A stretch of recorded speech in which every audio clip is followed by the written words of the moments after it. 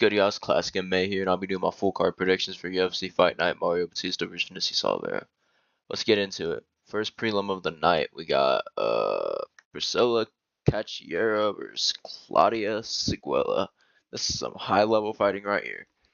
You know what I miss so much about the Apex? Fights like this, man. Just absolute Apex slop. On one side, we got Siguela, who's 1-1 in the UFC and got slimed out by Melissa Mullins and beat Arena Alexieva, who sucks. And then we got Priscilla Cachiera, which I don't even want to know what her record is. Beat some people, lose some people. She actually beat the Lipsky. That's kind of funny. But yeah, just beats nobodies. So let's see. Hold up. Should I just get a random number generator and pick between 1 and 2? I think I'd have a better chance of getting this fight right if I did that than me actually making an accurate prediction, but I'll take Siguela because she's a little better. Just being for real. Alright, real fighting. Not, whatever that was. This is real fighting. We have, I don't know this guy's name, Min Gaffarov versus Jacob Wicklax. Actually a decent, fun, like, unranked bantamweight fight. On the side of Gaffarov, we have a fighter who started his career rough, going 0-2, losing to John Castellanda and Said Nurmagomedov. Got guillotined bad by Said and lost to Castellanda. But since, he switched camps and now he trains with Marab, the bantamweight champ, or was the bantamweight champ. And, he's improved a lot. I mean, had a nice performance against Kyung Ho Kang, whoever that is. And then, bro was low-key in flow state against Rinya Nakamura. Didn't even need wrestling, was just beating the brakes off him, dropped him. Like, he was low-key in flow state. And that was low-key a sick performance from Gaffarov. Now on the side of Wicklax, we have a very high-level submission artist who is a former KSW champ before signing with the UFC. And, made his debut against Patchy Mix and, well, controversially or not, picked up the win and won via split decision. In that fight, though, Wicklax actually looked pretty good, honestly. His kicks were pretty elite. His submission game was elite. He had a nasty guillotine choke, and really, he looked solid. So for my final prediction, man, this is a tough one. This is actually really tough, as I like the improvements Gaffarov's made a lot in his game, but I just have to go Wicklax here. He has that champion experience in KSW, which is a pretty respected promotion, and I just feel that, he's going to be too high level on the ground for Gaffarov, and I feel like he leaves himself open for guillotine chokes. And I don't think Wicklax is actually going to get a submission on him, but I think he'll be able to use subs to reverse position in the stand-up. I think he's probably slightly worse than Gaffarov, but I think he'll be able to shoot his own takedowns and mix it up and get the fight to the ground.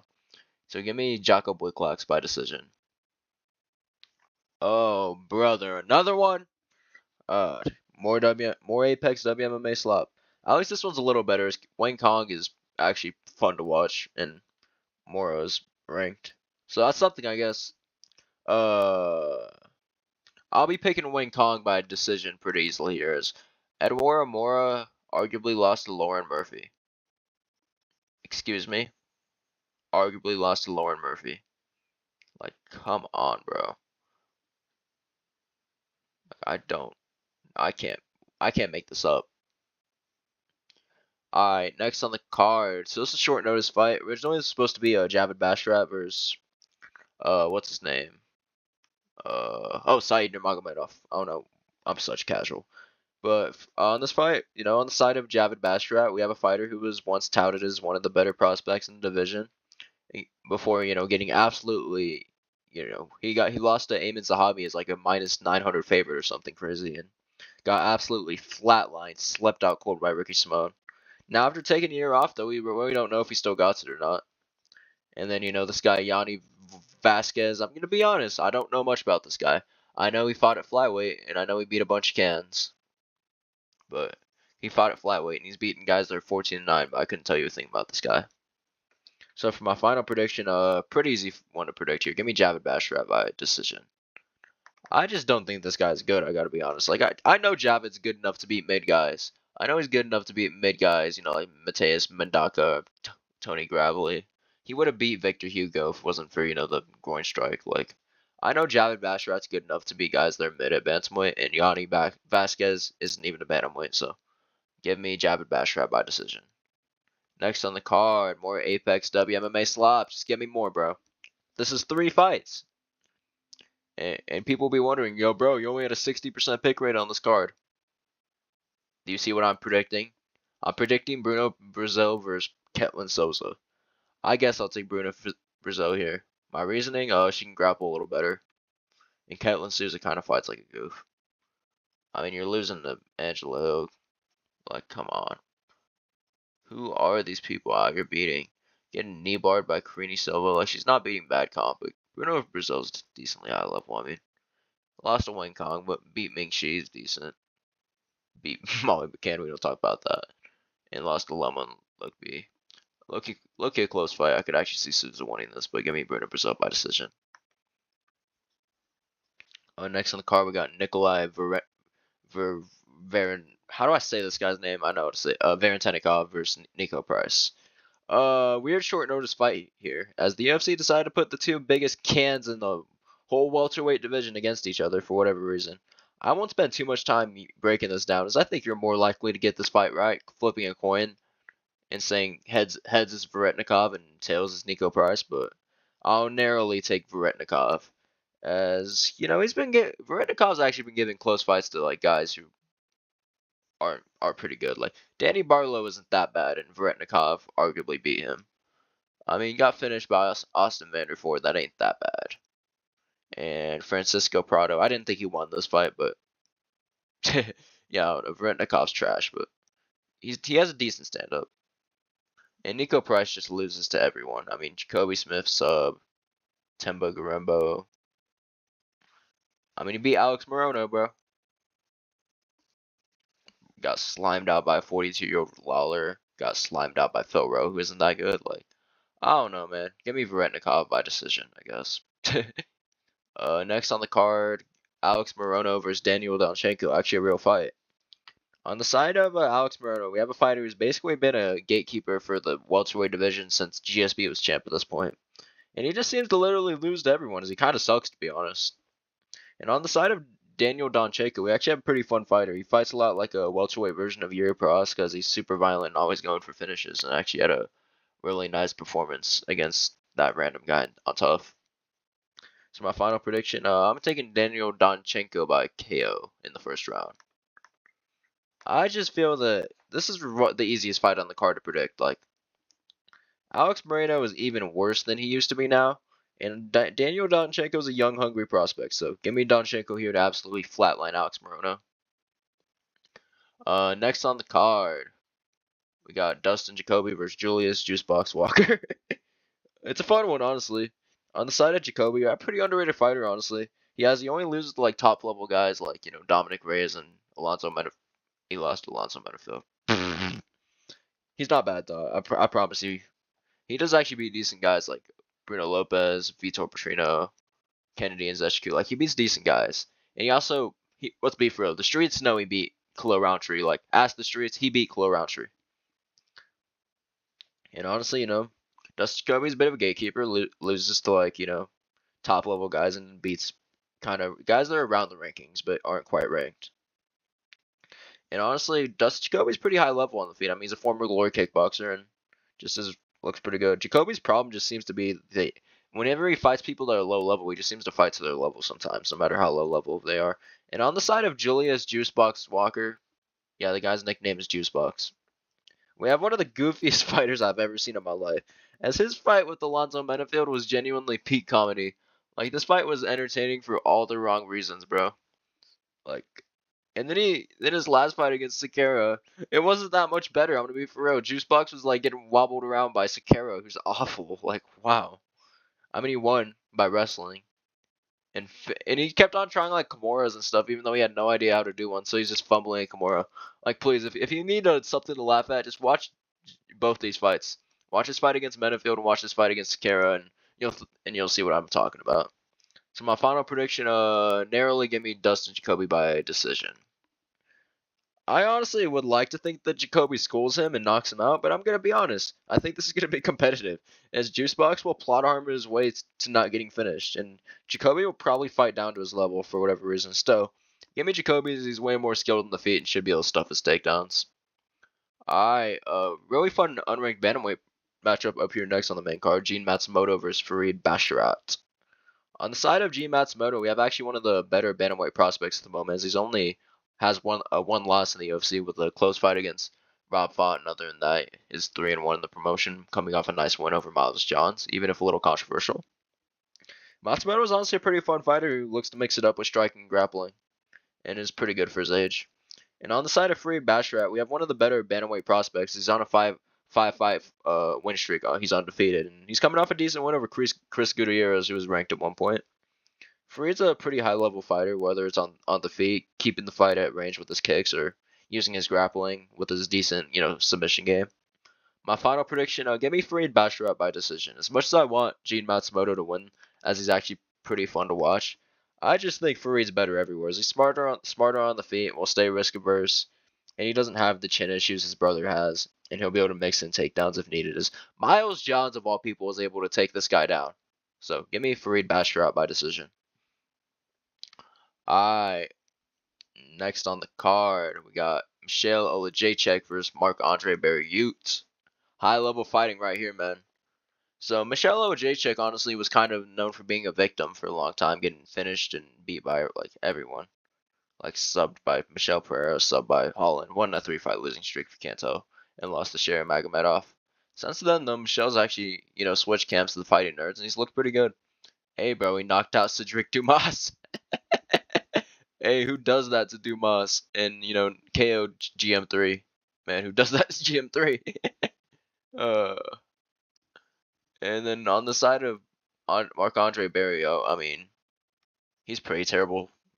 Honestly, I mean, 1-4 in the UFC, lost to Share Bullet, and also who gets KO'd by Dustin Stoltzfus? I mean, Joe Pyfer lost some bad, and then went to a split with Chris Curtis, which shouldn't have been a split.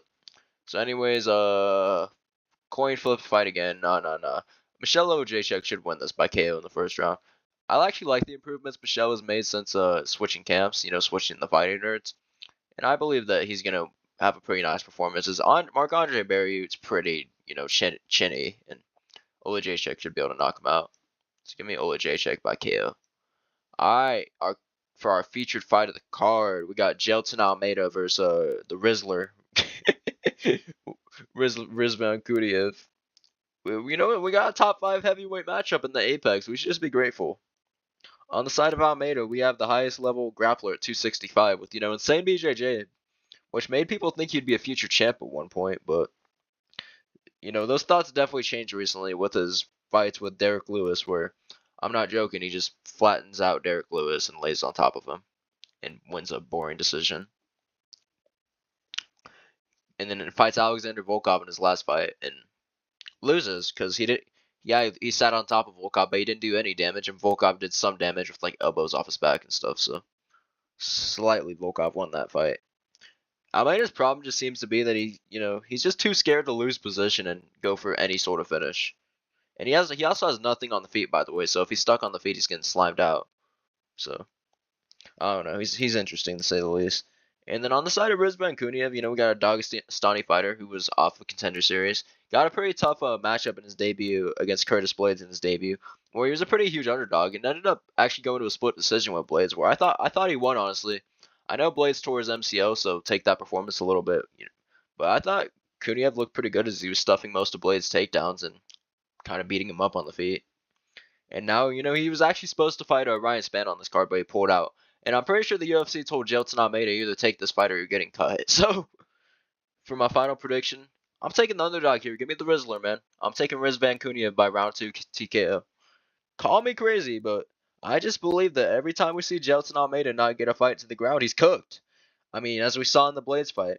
I also just believe that Kuniev has the skills to do it. As his takedown defense is elite, he's a Dagestani fighter. He stuffed most of Blades' takedowns. He's probably a better pure wrestler than Jelton Almeida, and he also has a lot of power on the feet. I mean, he's a blob heavyweight power, and I do believe that Almeida may even hold him down for a round. But at some point, the fight's gonna end up on the feet, and the Rizzler is gonna knock him out. So give me the Rizzler by second round TKO. All right, next on the card, our co-main event: Amir Albazi versus Kyoji Horiguchi. On the side of Amir Albazi, we have maybe the most unskilled fighter I've ever seen in my life to be top 5. as he's arguably never even beat a ranked opponent. I mean, the guy came in the UFC, picked up 3 wins over Zaglas Zamagababa. Y'all like my pronunciation of that? I did. Francisco Figueiredo, that's a high level fighter right there. Alexandro Costa. Ooh. And then he fights Kai Kara France in the main event and robs Kai Kara France. Loses like 4 rounds to 1 in my opinion. Just gets pieced up and somehow gets the robbery win and then gets one of the worst beatings I ever seen in my life against Brandon Moreno. Like, I don't mean to be mean about it, but it was not pretty. And now, after fighting some tough guys, gets a bit of a step down against Kyoji Horiguchi. And on the side of Kyoji Horiguchi, we have maybe one of the most fun stories going on in the UFC right now. As if you didn't know, Horiguchi fought in the UFC over 10 years ago, going 7-1 in the UFC, only losing to DJ before leaving for other promotions. Well, after nearly a decade being gone, he made his return to the promotion against Kirill Ulanbekov in what's called November, who's a Dagestani wrestler who trains with Khabib, and as a pretty big underdog, as Horiguchi had a huge size disadvantage. The guy looked like he was 5'2" out there against a 5'10" guy, but he had a crazy performance, just beating the brakes off to Gear, gassing him out, dropping him twice, and then getting the sub in the end. It was a pretty nasty performance. So my final prediction, give me Kyoji Horiguchi by decision. This is a pretty easy fight to pick in my opinion, as Amir Albazi really isn't that good at anything. I mean, he's a boring smudge wrestler, but he isn't that good at wrestling, and he has pretty mid striking. So I just feel Horiguchi will have a pretty huge advantage here on the feet with his hands, and even in the grappling, Horiguchi's pretty high level there too. So give me Kyoji Horiguchi by decision. Then for our main event, pretty sick one here, I won't lie. This should not be in the Apex. We got Mario Bautista versus Vinicius Oliveira. Now, before I break down this fight here, I'd recommend watching my full fight breakdown that I made on this, so that you can actually understand more about this fight instead of the brief breakdown I'm gonna give you here. But let's get into it. Now, on the side of Mario Bautista, we have a very smart technical striker who likes to use his boxing to win fights on the fight or on the feet, while also having very good BJJ as well. If he needs it, he can use his BJJ in wrestling, even though his wrestling isn't all that good. I will say that. Batista was on an 8-fight win streak at one point, and before taking his last loss to Umar Nurmagomedov, and is now looking to get back in the win column against Vinicius Oliveira. Now on the side of Oliveira, we have one of the more interesting fighters at 135 to say the least, as his whole style is chaos and pace, as he likes to throw this kitchen sink at you and just try to break you. I mean, Oliveira isn't just a one-dimensional striker, however, as he likes to mix in takedowns too, and while doesn't have much on the ground, it's something else he likes to throw at people to overwhelm them. And Vinicius has turned out to be pretty promising. I mean, starting his UFC career 4-0 with wins over the likes of Said Nurmagomedov, Ricky Simone, and Kyler Phillips. For my final prediction, man, I'm picking the underdog here. Give me Vinicius Oliveira by round 3 TKO. Just hear me out. I do feel that Batista's on paper a lot more skilled than him, and is why a lot of people are tricked into picking him. But if you look deeper into it, I mean, you'll see that Batista, well, yes, he went on an 8-fight winning streak. He got 2 robbery wins over Jose Aldo and Damon Blackshear, where on one hand he got outstruck badly by a 40-year-old man who was hugging onto his nuts on the fence to stay in the fight. And in the Blackshear fight, got out-grappled and outstruck by a Davy Grant victim. Let me remind you, who has Damon Blackshear ever beat? No one. And he beat Mario Bautista. I truly believe he beat Mario Bautista. Let's also keep this in mind. Mario Bautista literally got chinned by Trevin Jones, who's not in the UFC anymore, and is getting chinned by guys on the regional scene now. Like, Trevin Jones is a modern Cody Garbrandt win, and he knocked out Mario Bautista. And the worst part is that KO was only like 3 years ago. So, here's how I see the fight going. I see Batista doing well early in the fight, but I just think as the fight elongates, Vinicius Oliveira, I think he's made for these 5-round fights, and I think he's gonna break Batista with pressure, and he's eventually just gonna put Batista out. As I think Vinicius Oliveira is a future bantamweight champ and is gonna prove that on Saturday. So give me Vinicius Oliveira by round 3 TKO. So anyways, y'all, that's my full card predictions. Drop a comment down below if y'all agree, disagree.